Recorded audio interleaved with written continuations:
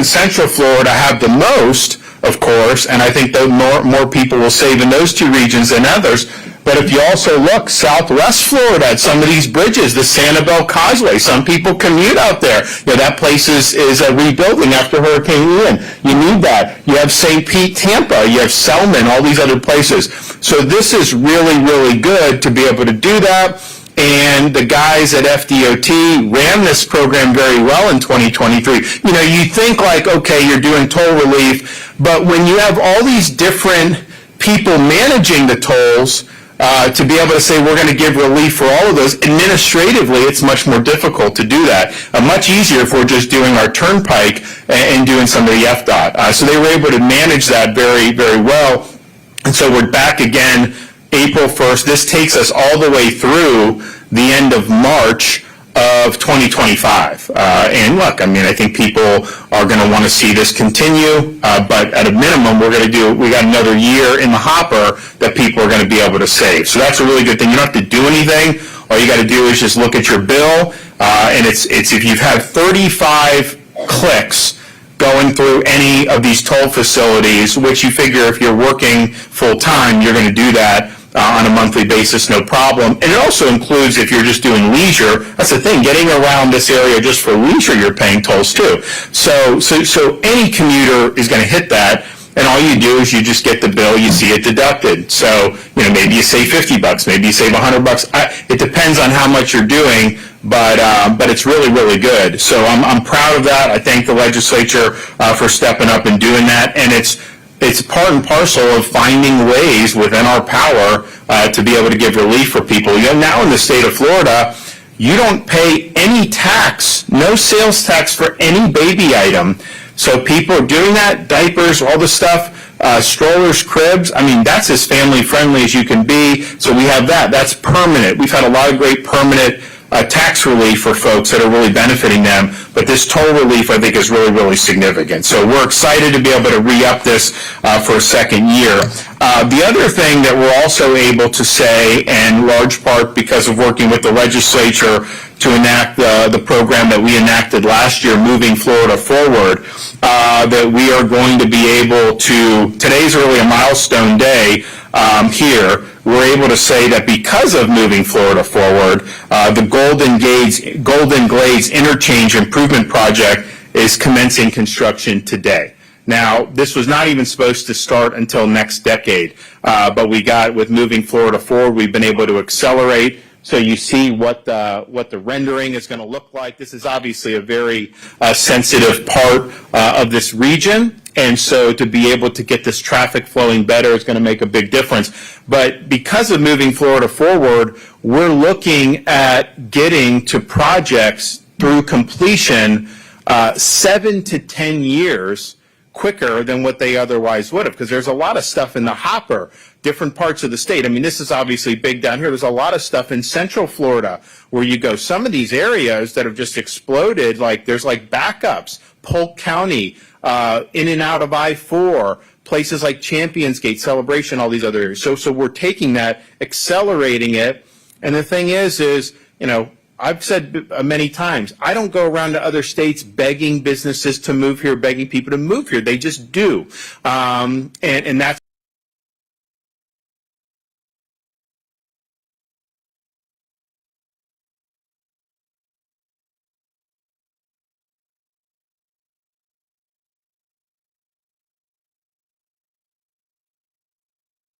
I don't know how you try to do that. The bottom line is we're not asking for that, but we've been the leader in net in-migration, so we're going to need to have the infrastructure to support that. So we had a decision to make last year. We had this massive budget surplus. Yeah, we did $2.7 billion in tax relief. That's the most that's ever been done in the history of the state. Yes, we were able to manage the budget well. Yes, we were able to pay down debt. We've paid down 25% of the state's debt just since I've become governor. We have another $500 million in the hopper in this budget to accelerate even more debt repayment. So we're knocking out all that. But we also said, okay, we know we're going to have to do this infrastructure stuff. So let's try to do it in a way where we're going to accelerate these projects and make a difference. Because you're talking about when you're shaving off 7 years of traffic congestion, that's a big deal. Just think how much time people spend in traffic, and think accumulating that over many years. I mean, that's like 7-10 years. That's like the heart of people's careers with like a family and stuff. You want to be home. You don't want to be sitting in traffic. So this has got to be a good project, starting way ahead of schedule, moving Florida forward. We had the initial funding last year, and then the remaining this year in this budget that's pending, and we're going through the budget. Obviously, we'll have that done in the relatively near future. But you're going to look at a lot of great projects as a result of this, and even with all of that, we are still running some of the biggest surpluses that we've ever run in the history of the state, and they're the biggest surpluses ever in Florida prior to 2019. Each year is. Now it fluctuates what is more, what is not, depending on how the revenue comes in. We're getting $100, $200, $250 million over in revenue. That's been pretty normal over the last many years, but even now, you see a lot of problems in other states with these massive budget deficits. Some of these numbers are very eye-popping in the other states. That's not happening here. So we're doing all this, giving toll relief, giving tax relief, making sure the budget's fiscally sound, yes, paying down debt, yes, running surpluses, but also meeting the needs for infrastructure, which is really, really important. So I'm excited to be able to make these two announcements. I think both of these are going to be very meaningful. Obviously, the toll relief starts today. People are going to get that on their bill starting next month, and they're going to see that immediately. This project may commence today. Not going to be done by next month, but it's going to be done earlier than it would have been done had we not done the Moving Florida Forward program. So I'm really excited about it. I'm going to call up some folks in a minute. I will just say, we've now been able to repatriate over 200 Floridians who were stuck in Haiti and trying to get out back safely to the state of Florida. So I want to thank everybody that's been involved in that. We've got some more that we're going to be doing. I do think now you have more State Department involvement in that, and so, which is really how it should be, right? I mean, it's odd. It's not the norm to have a state going into Israel and exfilling people, or going into Haiti and exfilling its citizens. Usually that would be the U.S. government that would do that, but that wasn't necessarily what was happening, at least with the speed and user friendliness that we had hoped would happen for our residents. And so we've stepped up and filled the void yet again. So we continue to see successful flights. Probably have some more coming, but I also think if there are going to be big State Department flights, that hopefully will take care of most of the remainder. So all in all, it was very good, and I'm proud of the folks who worked really hard to get that done. Not easy in that part of the world right now. Also, I know they're doing a celebration in Miami Beach tomorrow about the spring break. The bottom line is that went very well here, given what's happened in the past. And so it starts locally with the commitment, but at the state, we just said we want to be helpful. And so we provided the resources, and I think it was a great effort to just ensure the quality of life for the people that are living in these communities. And you know what? The businesses did very well. They do a lot better when their windows aren't smashed in. I can tell you that. A lot of the restaurateurs were thanking me because they usually get damaged during this, and they didn't. So good job, everyone. I know we had a lot of law enforcement involved at both the municipal, county, and state level. Those folks did a really, really good job and kept people safe. And I think people still had a lot of fun. I know business was still good, but we're doing it in a way that does maintain that critical order that we need for our community. So good job. Okay, with that, we're going to hear from some of our speakers today. So we'll start with the Lieutenant Governor.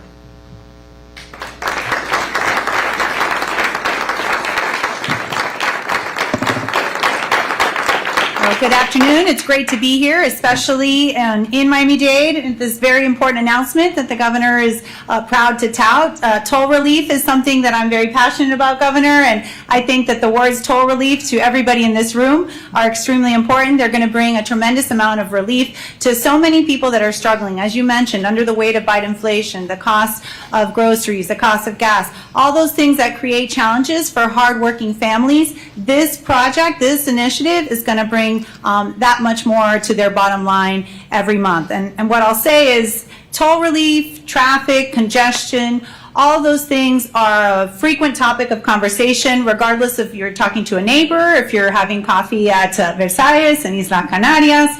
Governor, I know you like Cuban coffee, and I'm sure if you go to any one of those spots, they will thank you for this initiative. Because, in fact, when I was in the legislature, and I want to publicly thank those that are here today, I know that they work hard each and every day to bring that relief to their constituents. But that was an issue that I was very passionate about, making sure that we tackle the issue of runaway tolls, making sure that we tackle the issue of rogue expressway authorities, making sure that they brought transparency and accountability to the toll payers. And so for our administration, I'm extremely proud that we've been able to work on this issue consistently. And what started as a successful SunPass savings program has now turned into this toll relief program that I hope the legislators that are here, I hope they're listening. I hope that you will continue it for many years to come, because it is indeed important for our community. And really, as the governor pointed out, to every corner of our state. And so from the program that was issued, over $470 million worth of toll credits, that benefited over 1.2 million customers. And it saved up to and approximately $400. And as I mentioned, that goes a long way for hardworking families, especially with all that they're facing from the federal government and seeing those rising costs, inflation everywhere. And when you commute from Kendall to downtown, and I can tell you someone that did it for many years, you could pay up to $7 a day. And when you do the math, that adds up very quickly and can be up to $2,500 a year for families. So again, I'm proud that our Expressway Authority, in addition, our GMX Expressway Authority, that has tackled this issue, they themselves have put aside $10 million to launch their own frequent user discount program right here in Miami. They have tackled the issue of transparency. They've brought to light a lot of the issues from the previous Rogue Expressway Authority. So when you're traveling on one of the 5 GMX roads, you are going to see those savings, and you're going to see new and improved transparency, accountability, because we understand that the toll payers are the ones that are bearing the burden. So again, I want to thank the governor for his leadership on this issue. I want to thank the legislature and the 2 county commissioners, I know one is here, that have been obviously touting this issue as well. I understand how challenging it is at the county level, and the county has a lot of issues that they're dealing with, but this issue is important for your constituents, and I know you hear from constituents on this issue as well. So thank you all very much, and I appreciate the governor's leadership on this.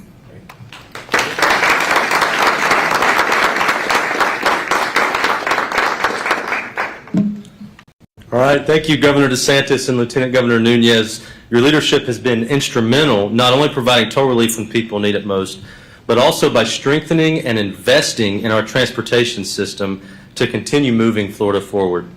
With the great success of last year's toll relief program and the continued need to help Floridians stretch every dollar possible, I'm proud to help offer an additional year of the toll relief program for Floridians.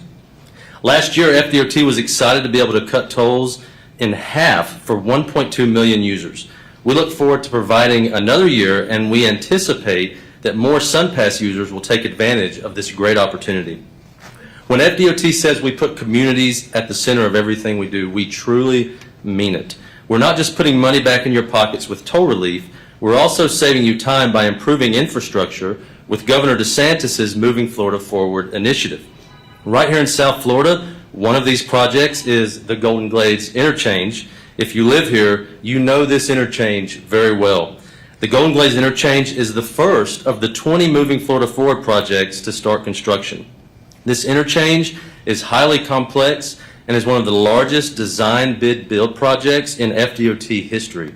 The improvements we're making include 32 new bridges, along with a direct connection between the Palmetto Expressway and I-95, and also includes innovative technologies like our wrong-way driving detection system, which has been hugely successful across the state. South Florida has been eagerly awaiting this project for many years, and while some improvements will be available at different points throughout construction, the entire project will take approximately 7 years to build. So this is a massive project for the Golden Glades Interchange. While the Biden administration continues to prioritize ideologies over moving people and goods, I'm grateful we have a governor and a legislature who are focused on delivering actual infrastructure that improves Floridians' quality of life. Thank you to our District 6 FDOT team members who work tirelessly to make projects like this a reality, and also our team at Florida's Turnpike Enterprise, who did a phenomenal job implementing last year's successful toll relief program. I know they'll provide the same great service again. Governor DeSantis, I'm excited your bold vision of moving Florida forward is now coming to fruition, and I'm excited FDOT is able to partner with you to bring another round of toll relief to Florida families. My wife and I have 5 daughters with 2 teenage drivers, so we greatly appreciate your investment. Thank you.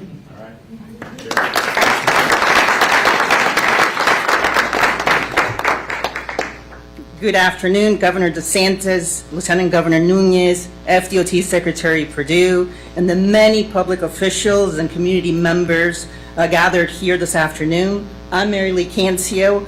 I have the honor to be the chair of the GMX Governing Board, and thank you, Governor, for your appointment, and was just recently confirmed by the Florida Senate. I'm here along with the entire board of the GMX, and today is a very special day. Governor, South Florida and South Florida residents and commuters here in Miami-Dade County are going to thank you. Miami-Dade County, Monroe County, this entire South Florida area. Under the leadership of the governor, lieutenant governor, and all of our transportation partners, we continue to ensure adequate toll relief for commuters in South Florida. As a constant traveler on the roads, I know what it's like to receive an email or text message letting me know that relief is on its way. We started here in South Florida in the GMX board providing 20% relief. And every month we would get a text message saying you qualified for that relief.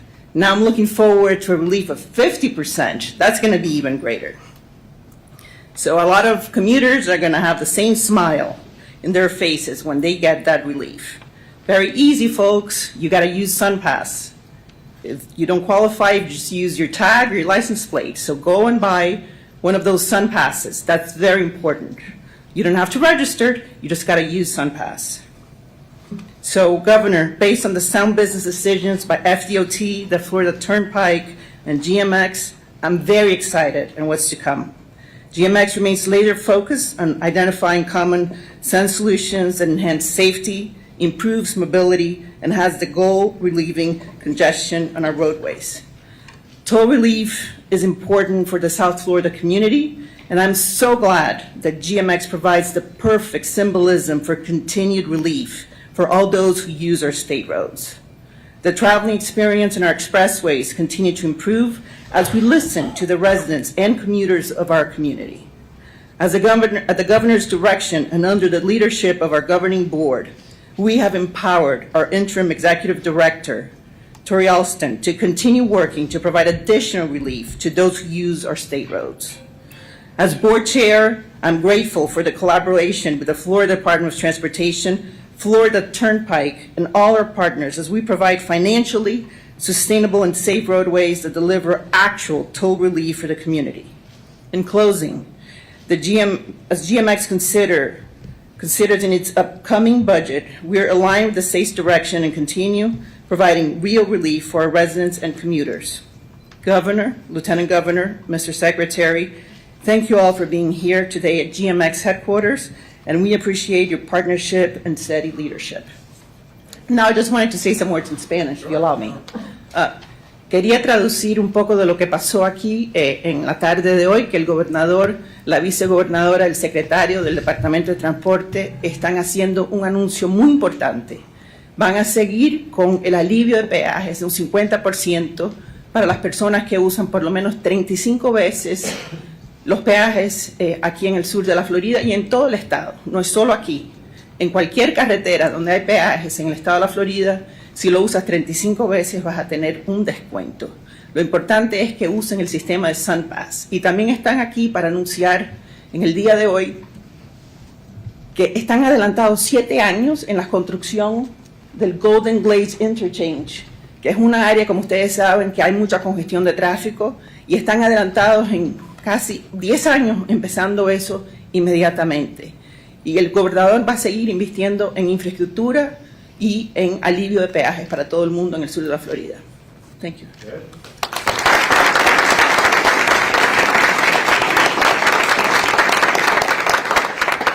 So you see, I mean, this is going to have a big impact, certainly in South Florida, other parts of the state as well, with the toll relief. We're really excited about that, and we're also excited that this project is moving now. And we don't have, we can't wait till next decade to start doing something that we know needs to be done, and that's going to be true for different parts of the state as well. You are going to see an acceleration of projects that were not anticipated to be complete, some of these for 20 years. You're going to see those moved up in the queue because we've dedicated more resources and we're pressing forward ahead, which is what you should expect to do. It's not, we don't run this operation like they run the federal government, I can tell you that. So, all right, great. Well, I'm excited about today's announcement. I'm glad this starts in April. I know people want to get the relief, and you don't have to do anything. You don't have to sign up. All you have, if you have a transponder, SunPass or other program, all you do, they'll do all the work for you. You just realize the savings. Yes, sir. Thanks. Is that toll relief program expanding at all? Did you say it used to involve just state roads, but now it goes beyond? Well, so we initially in 22, we did something just with the turnpike. We did that administratively. Then in 23, we included beyond. That was the first time that's ever been done. So we're continuing doing that. So some of these, I mean, you have Cape Coral Bridge over in Southwest Florida, not an FDOT. Sanibel, not FDOT. In fact, we rebuilt Sanibel Causeway after the hurricane in a matter of a couple weeks. That was not a state road, and we don't manage the toll. Rickenbacker Causeway. All these different things are not, and most of the roads, honestly, if you look along South Florida, I mean, look at how many different roads there. Don Shula, Dolphin, all those. Not FDOT managed, and yet we're including all those in toll relief. And so I think they've done a good job just administratively. That's a lot of moving parts, getting the refunds to the customers, and it'll be good. And we want to be able to have folks save. I mean, look, there's expenses you deal with in life. No one wants to deal with that. I mean, obviously, we'd like to pay as less as possible, but just seeing these tolls get rung up, I mean, it's not good. And it's just like, man, how much does it cost just to get to work? So for us to be able to returning half of that, I think is really, really good. Yes, sir. First of all, happy Easter. What is your family coming to yesterday? And what do you make of President Biden's redubbing of the two holidays? Transgender Wait a minute. He said that didn't happen. He said he didn't do it. So which raises the question, either he's not being honest with the public, or he really didn't know what was going on. And so my question would be, who's running the presidency? Is it a bunch of woke 20-something-year-old White House staffers that just put out this drivel whenever they want? So I don't know who's in charge. The fact that he's not owning up to it, either way it's bad. Either he's not being honest or he really didn't have anything to do with it. But what we did was we had a big Easter egg hunt. Kids didn't even change when they got back from church. They went in, they found a lot of Easter eggs, and it was like a massive amount. I told my wife, I said, that's a lot. And so they did that, and they were running around, and then it got to be, we get in, we had a nice meal, we did all that. So then we get into later in the day, no naps, just keep going nonstop. And I'm just like, it's tough to keep up, but we had a good Easter, and it's an important, the most important, for Christians, the most important holiday on the calendar. And when Biden did, I think it was ridiculous, but it does raise the issue. You go back, you can see there's a picture that'll get circulated on the internet sometimes of the New York City skyline, and I think it was from like the 1950s. I think it was Good Friday, and you had the buildings lit up with crosses. It was like big crosses. And that was not done, I don't think, by government. I think it was just done by companies, whoever was managing that, doing that. Now, you would not see that type from corporate America or anything like that. So it shows you kind of, I think the people that are gravitating to more what Biden's doing, that is ultimately, a type of religion that they're trying to advance in this society. And, I'm for the same values that founded this country, and that's how I view it. Yes, sir. Yes, Governor. So the New York Post, as you mentioned, ran a story, and I didn't know if it was an April Fool's joke or not. not, because it says that people that moved down here during COVID to escape COVID tyranny are discovering that that it's hot and we have hurricanes down here, and they're leaving. But my wife disagrees. She's on the 95 South every day commuting, and she wanted to know if you could possibly add 2 more express lanes to the 95 South and connect the Tuttle Causeway to the northbound expressways. And do you think that your policies, like against things like transit visibility and stuff, are the reason why net migration is so much higher here? Well, right. I mean, so the issue is, I didn't know. Yeah, I saw that. I think that was a play off the NBC article. But the thing is, we've led in net migration. I mean, look, this has always been a transient state. People come and go. That's normal. That happens in all states, but our state in particular has always had that. But we lead in net. And so that means that there must be a reason why people are wanting to do that. So for them to try to focus on acting like that there's an exodus because it's hot, I just don't know. It's like, okay, someone buys a home in Orlando and says, well, I don't have access to the beach that I thought I would. Yeah, you bought a house in the middle of the state. I mean, that's just the way it works. So, but yes, I think our policies have attracted folks. First, living in Florida during COVID was like living in a different country if you were coming from Illinois or New York or some of those places. And you know how I know? Because people that implemented some of those policies sent their families to live in Florida rather than live under their oppression. So that was true. I think how we've empowered parents on education has been really important. Parents want to know that their kids are going to get an education, that they're going to have a say in the matter, that they're going to know what's being taught, and that they have options to be able to find the best school. But then also law and order and crime has been a big deal. Crime was in terrible shape 2020, 21, 2022. They're saying now the statistics show around the country it's gone down. I don't know if that's true in some of those areas, but I also know that you do have an issue in kind of run-of-the-mill crimes. They don't get reported as much in some of those areas. Like if you get mugged in LA, that's like not even a big deal to them. Of course you're not going to get prosecuted, right? Whereas here, I mean, we would take that seriously. But I absolutely think that the law and order, commitment to public safety is a huge thing. And yes, we don't have an income tax. And yes, it's hotter in the summer here than it is in some other places. I don't think that that's like, it takes a great investigatory journalistic enterprise to figure that out. Of course it is. That's just the nature of it. But all the more reason why what we did last week to make sure we're not going to allow these squatters to commandeer private property is really important. Because you do have people that will live here 7-8 months of the year. Maybe they go to Maine or New York or even we got a lot of Canucks that come down here and own property. So you're gone for the whole summer. And again, this isn't most Floridians, but we probably have more in our state that do that than just about any other state. You go and then you come back 4 months later and someone sets up shop in your house and then they're asserting rights against you. And then in some of these states, the property owner is the one that actually gets arrested when there's a confrontation. That's absurd. You don't have a right to squat in somebody's property. And so if you try to squat in the state of Florida, the homeowner has a very quick remedy. You call the sheriff, and you guys will have a sheriff soon here in this county. You call the sheriff, they send people, and they evict the squatters from your residence. That's the way it should be. That's how private property rights work. Starting today, April 1st, and it's not a joke, April Fool's joke, thousands of kids in Florida are losing their Medicaid coverage.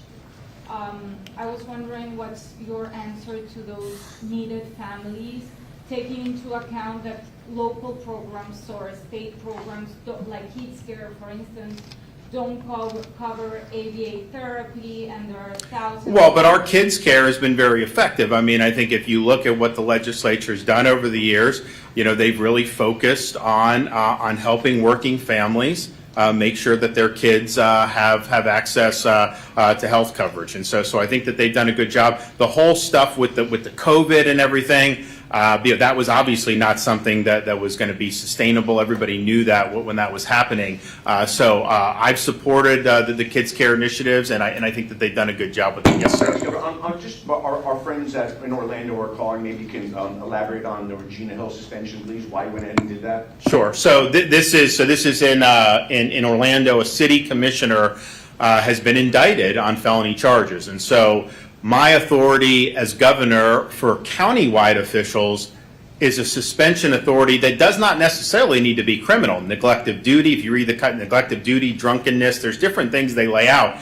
For municipal officials, it's that criminal indictment that triggers that. So she has been indicted, she's facing felony charges, and so I think in every instance since I've been governor, when a local official, a municipal official has been facing felony charges, they've been suspended. And now what will happen is, if she's convicted, then she's out for good. If she's exonerated, then she can come back and potentially do it. I think there's been a lot of buzz in that community. I think that there's a lot of problems or a lot of concerning things with this conduct and this behavior, but that's for the courts to settle. What I do is when I see somebody's been charged like that for felony offenses, it's just a matter of course that we've done that, and so we did it in this instance. Thanks, everybody. Bye-bye.